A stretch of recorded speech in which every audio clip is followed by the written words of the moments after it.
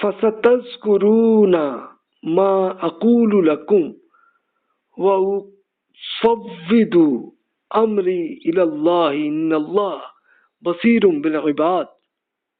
اللہ تعالیٰ فرماتے ہیں کہ تو جو بات میں آپ سے کہہ رہا ہوں ان قریب وقت آئے گا کہ آپ اسے یاد کریں گے کہ میں تو اپنا معاملہ اللہ تعالیٰ ہی کے سپرد کر رہا ہوں، بے شک وہ اپنے بندوں کا نگران حال ہے کہ وہ اسی کو چیک کر رہا ہے، اللہ تعالیٰ ریکارڈ کر رہا ہے۔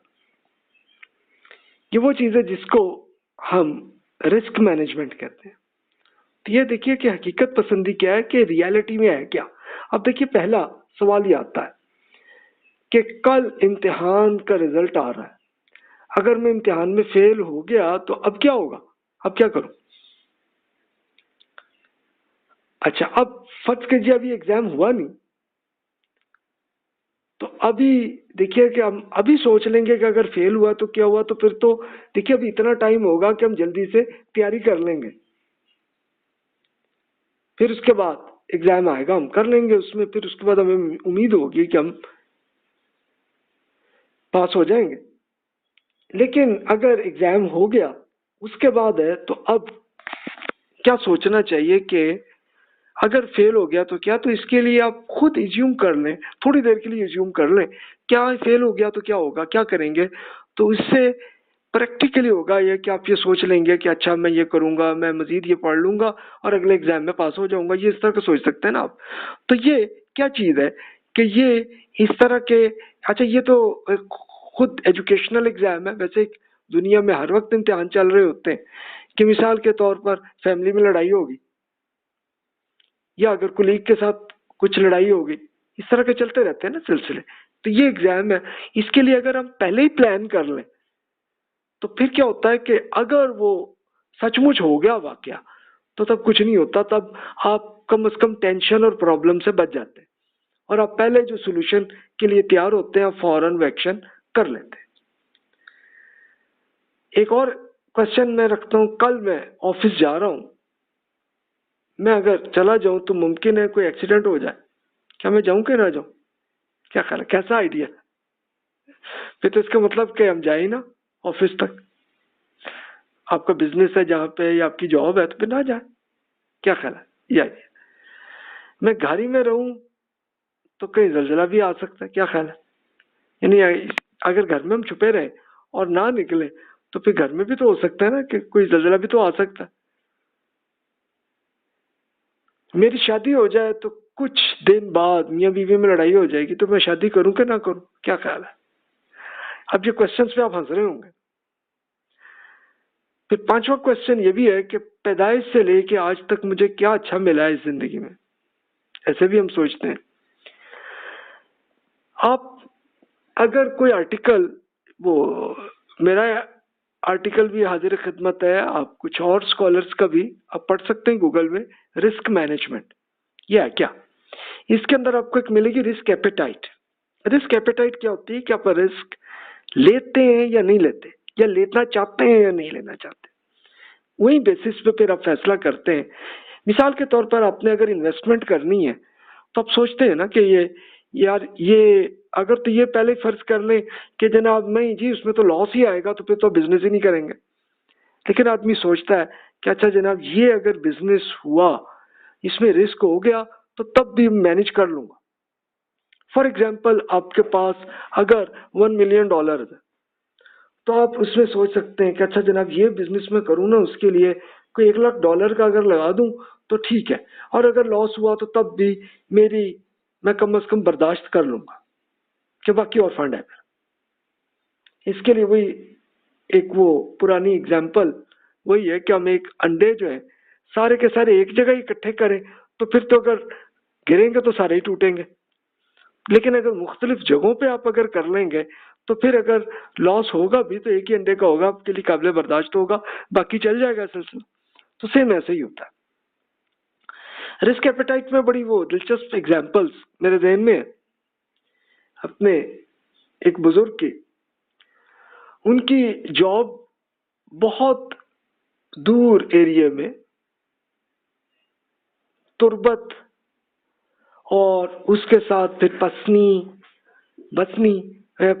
پسنی اور پھر گوادر میں ان کی جاب تھی. اور اس زمانے میں اس پورے ایریے میں روڈ اچھے نہیں تھے ہی نہیں روڈ, بلکہ ایون بسیں جو ہیں وہ, آپ اگر کراچی سے ادھر جا رہے ہیں گوادر تک تو آپ کو 26-27 آورز لگتے تھے اس زمانے میں.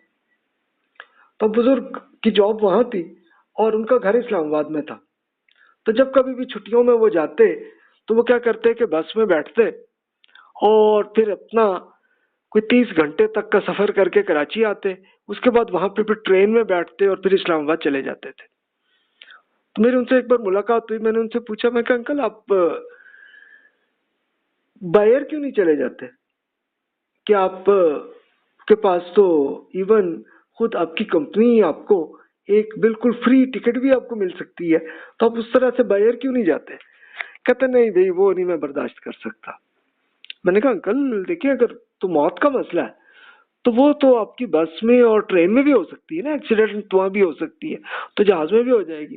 تو وہ فرمانے لگا کہ ہاں بھائی وہ ٹھیک ہے, اس میں آ جائے تو کوئی بات نہیں, مر جائے آدمی, لیکن باہر جو تو وہ جو لاش ہے نا میری وہ بھی بالکل تباہ ہو جائے گی. تو یہ دیکھیے یہ رسک ایپیٹائٹ کی ایک ایگزامپل کہ وہ اصل میں ان کو یہ ٹھیک ہے بے شک مر جاؤں نو پرابلم, لیکن میری لاش جو ہے وہ ذرا صحیح طرح سے اس کا نماز جنازہ تو ادا ہو جائے. تو یہ ہر آدمی کا مختلف سٹائل ہو سکتا ہے. بہت سے لوگ وہ لمبے سفر کر لیتے ہیں, ان کے لیے کوئی ایشو نہیں ہوتا. تو یہ اس طرح کی ایگزامپل آپ ذرا خود سوچ لیجیے, آپ کے جاننے والوں میں ہوں گی. تو اسی طرح سے آپ یہ سوچ سکتے ہیں کہ آپ کی رسک ایپیٹائٹ کیا, آپ کتنا رسک لے سکتے ہیں اور کون سا نہیں لے سکتے. تب جا کے حقیقت پسندی کی پرسنالٹی آتی ہے. ہماری عادت کیسی ہونی چاہیے؟ ایک دوست ابو یحییٰ بھائی جو ہے, انہوں نے اس کے کچھ ایگزامپلس کچھ کوشچنس کی شکل میں کیے, میں عرض کر دیتا ہوں آپ کے سامنے. اگر ہم میچ میں ہار جائیں تو ہم پر کیا فرق پڑتا ہے؟ یعنی اگر آپ میچ کھیل رہے ہیں, آپ کرکٹ کھیل رہے ہیں یا ٹینس کھیل رہے ہیں, ہاکی کھیل رہے ہیں, جو بھی, اگر ہار گئے تو کیا فرق پڑے گا؟ پریکٹیکلی کچھ بھی نہیں ہوتا. یعنی پریکٹیکلی کوئی آپ کو لاس بھی نہیں ہوتا, کچھ بھی نہیں ہے. بس ٹھیک ہے اگلے دن آپ کھیلیں گے پھر جیت جائیں گے, نو پرابلم. اس میں کیا ایشو ہے؟ کیا ہم زہریلی خبریں سنتے اور پڑھتے ہیں؟ کیا اچھی خبریں بھی آتی ہیں؟ یہ وہی بات ہے کہ جو ابھی ہماری چل رہی تھی کہ میڈیا میں نیگیٹو خبریں زیادہ آتی ہیں, پازیٹیو اتنی نہیں آتی. تو بھائی اسے میں پھر میں نے اس کا حل یہ کیا ہے کہ میں اخبارات میں جو نیگیٹو ہے اس کو تو بس ایک نظر میں آئی تو بس اس کو چھوڑ دیتا ہوں, اس کو پڑھتا بھی نہیں ہوں, اور جو پازیٹیو آ رہی ہیں بس اس کو پڑھ لیتا ہوں. اس کا فائدہ کیا ہوتا ہے کہ اپنی ٹینشن رک جاتی ہے اور کچھ نہیں. ظاہر ہے کہ اگلے کی اگر کوئی ایک ایکسیڈنٹ ہوا, کوئی پرابلم ہوئی, کوئی کرپشن ہوئی ہے, اس کا میں کر کیا سکتا ہوں؟ کچھ بھی نہیں کر سکتے نا. تو اس کے لیے پھر کیا ضرورت ہے؟ اس کے لیے پھر پازیٹیو چیزیں انہی پہ ہی فوکس کر لیں تو انشاءاللہ ہماری ٹینشن رک جاتی ہے. بیج کو میں دیکھ لوں, پھر میں 6 ماہ بعد دیکھوں, پھر سال بعد, پھر اس کے بعد 2 سال بعد. ایک مشورہ ہے. اب یہ بیج کی ایگزامپل, آپ ایک بیج اگر لگا دیں تو 6 ماہ بعد آپ کو نظر آئے گا کہ وہ چھوٹا سا پودا بن گیا, پھر سال بعد 2 سال بعد اور بڑا ہوتا جائے گا نا. سیم ہماری شخصیت بھی ایسی ہوتی ہے. آج ہم اگر ایک نیکی کا ایک بیج اپنے اندر ڈال لیں, کوئی نیکی جو بھی آپ کو آ رہی ہے, مثلا لوگوں کی خدمت کرنے کا شوق آ جائے, جتنا بھی ہو سکتا ہے آپ کے بس میں اتنا کر لیں, تو انشاءاللہ آپ کو 2 سال بعد آپ کو پورا درخت نظر آ جائے گا. یہ کر لیں ایک بار. اپنی کتاب یا آرٹیکل لکھ کر کئی سال بعد اسے چیک کر لینا چاہیے. اب یہ دوست نے جب ارشاد فرمایا تو میں نے کہا بھی کرنا چاہیے. اب میں بھی اپنی کئی بکس کو ہینڈ پہ کبھی 5-6 سال بعد چیک کر لیتا ہوں کہ ابھی اس میں کیا کوئی غلطی تھی, اور وہ غلطی اس ٹائم سمجھ آ جاتی ہے تو اس کو ٹھیک کر لیتا ہوں. تو یہ فائدہ ہے نا. حضرت داغ جہاں بیٹھ گئے, یہ ایک شاعری ہے مشہور. تو بھائی جہاں بیٹھ گئے وہیں پہ نہ بیٹھے رہیں, آگے چلیں, آگے بھی اس میں دیکھیں اور اپنی پرانی غلطیاں جو ہو گئی ہیں تو بس کوئی بات نہیں، اس کے لیے اگر کوئی اللہ کے معاملے کی غلطی ہوگی اللہ تعالیٰ سے توبہ کر لیں، ڈیلیٹ کر لیں، زیرو. اور اگر ویسے ہی اس دنیاوی معاملے میں کوئی غلطی ہو گئی ہے اب آئندہ بچ جائے، بس اتنی بات. اور کیا. وحید الدین خان صاحب اس کے لیے کچھ مشورے عنایت کرتے ہیں. انہوں نے بھی پرسنالٹی ڈیولپمنٹ پہ بہت سی بکس بھی اور آرٹیکلز مسلسل ان کے، اب ماشاءاللہ ان کا 70 سال سے تو یہی کام کر رہے ہیں. ان کے کچھ مشورے میں عرض کر دیتا ہوں. ہمارے مخالفوں کو ہماری دفاعی لائن میں ایک زبردست شگاف مل گیا تھا.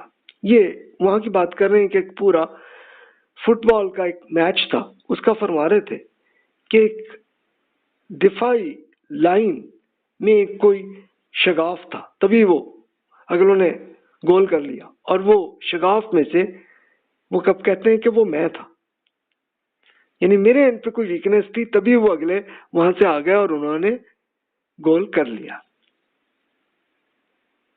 تو ذرا سوچئے کہ اگر ہم اپنے آپ کو یہ سوچ لیں نا تو پھر فائدہ کیا ہوتا ہے. یہ وہی جو پچھلے لیکچر میں ہم ایک پوری ڈیٹیلڈ ہم اپنی پرسنالٹی کی ایک پوری اسیسمنٹ ہم اپنے آپ کو کر رہے تھے، تو یہ وہی ہے کہ ہم اس میں سے دیکھ لیں، ہمیں پتہ چل جاتا ہے کہ اچھا یار ویکنیس یہاں پہ ہے، اس کو ہم ٹھیک کر لیں، بس اتنی بات.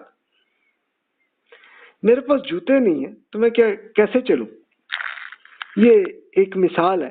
ایک بزرگ تھے تو ان کے پاس جوتے نہیں تھے اور وہ سوچ رہے تھے یار میں کیسے چلوں، اب کیسے نکلوں گا، ہر طرف کانٹے ہوں گے، اور وہ اس میں بڑے تھے.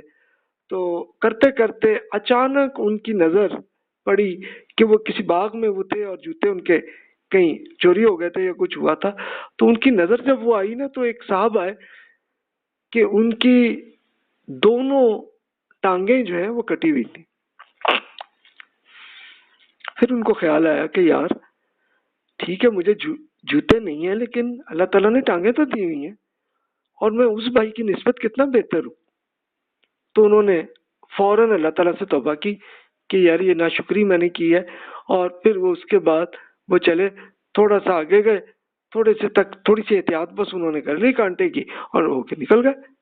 پھر آگے جا کے جہاں پہ ان کے پاس پیسے تھے ٹھیک ہے انہوں نے ایک جوتا بھی خرید لیا راستے میں. تو دیکھیے کہ یہ ہوتا ہے زندگی میں. یہ جوتے کی ایک ایگزامپل ہے. اس طرح اور مسئلے بھی آتے ہیں وقتی طور پہ، لیکن اس کے بعد جب اگر ہم شکر کر لیں اللہ تعالیٰ پہ کہ جو بھی اویلیبل ہے اس پہ تو پھر مسئلے حل ہو جاتے ہیں.